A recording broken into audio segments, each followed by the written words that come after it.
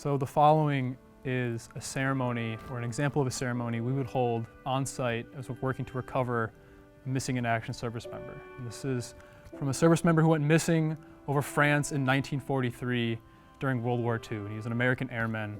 And I was honored and privileged to be part of the team that helped recover him in 2019. And so this is an example of what we would say on site to remember why we're there. And it is a series of 3 toasts.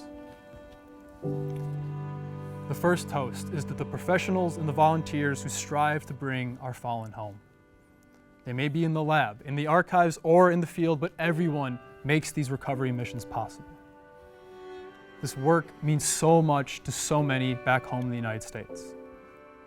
The engraving on the Tomb of the Unknown Soldier in Arlington National Cemetery, just outside of Washington, D.C., bears the following epitaph. Here rests in honor glory an American soldier, known but to God. With the work we do on site and under the efforts of others, may the dead be known only to God no longer, but here on earth as well. The second toast is to all the members of the United States 350th Fighter Squadron of the 353rd Fighter Group.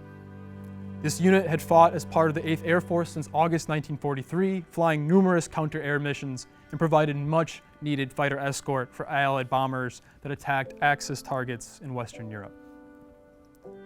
The men of the squadron woke up that day in October 1943, knowing that this mission could have been their last flight.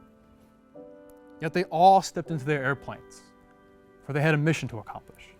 For us, for freedom, to resist the powers that would oppress, destroy, and enslave.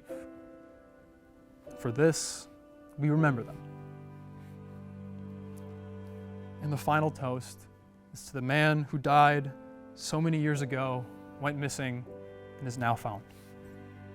Walter Stone was born on May 8, 1919 in Alabama. Walter, or Buster as his whole family called him, was the son of James Stone Sr. and Lilla Hughes, or as everyone called her affectionately, Mama Stone. Walter was one of 9 siblings and one of 4 brothers who eventually would see active duty during World War II.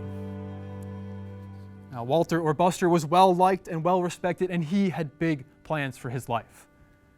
His family moved to Andalusia, Alabama, and he graduated from Pleasant Home High School before completing 2 years of college. Then war came. Like so many others, the war interrupted Buster's life, but Buster chose to serve his country. Buster joined the U.S. Army Air Force and learned to fly the P-47 Thunderbolt, the workhorse of the American war effort over Europe. But before he left for war, Buster, or now Lieutenant Stone, married his sweetheart Miriam in December 1942.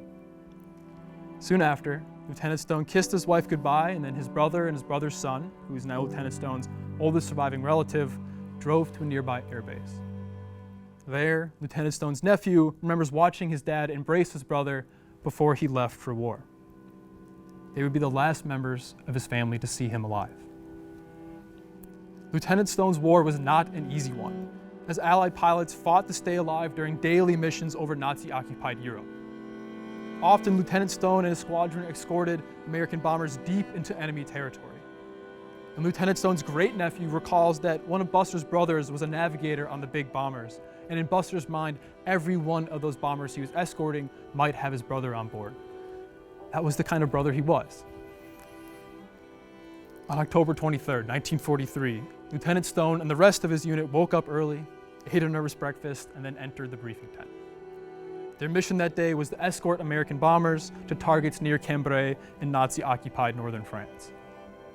After more tense waiting, Lieutenant Stone and the rest of his squadron climbed aboard their P-47s and took off for France. Over the target, however, dense clouds obscured the ground, and the ground commander ordered all the men home. But in the whiteout conditions, the flight lost contact with Lieutenant Stone's plane. His wingman remembers Lieutenant Stone entering a thick bank of clouds, but he never came out. We don't really know what happened next. Lieutenant Walter Stone was 24 years old when he died. His plane was assumed to have crashed, and he was declared missing in action. Because Lieutenant Stone had gone down over enemy territory, no immediate search effort could be made to find his crash site. A year and a half later, his wife, frantic and desperate for more information, received one final letter from the U.S. military. With no further information on Lieutenant Stone's crash site, her husband, still listed as missing in action, was officially declared dead. He would not be coming home like his brothers. Lieutenant Stone's mother, Mama Stone, never gave up hope, however, that her son's remains would someday come home. Lieutenant Stone's great-nephew remembers that his mother had a memorial put up for him in the family cemetery plot near the church in Andalusia. She never gave up hope that Uncle Buster would come home. She talked about it until the day she died, and she was buried right by that memorial. Without a body to bury, Lieutenant Stone was commemorated on the Tablets of the Missing in Ardennes American Cemetery in Belgium. Then in 2017, the U.S. Department of Defense POW MIA accounting agency located Lieutenant Stone's crash site in a French forest. Shortly afterward, a DPA partner program carefully excavated the area. And after thorough analysis, Mama Stone's wish finally came true. Back in Andalusia, Lieutenant Stone's great-nephew received a call from his dad, who again just been a boy when he last saw Lieutenant Stone go off to war. His elderly father asked if he was sitting down, but then he couldn't wait any longer, and he blurted out, "They found Uncle Buster." Lieutenant Stone's name on the Tablets of the Missing is now engraved with a rosette to mark his recovery and identification. After 76 long years, Lieutenant Stone was finally coming home.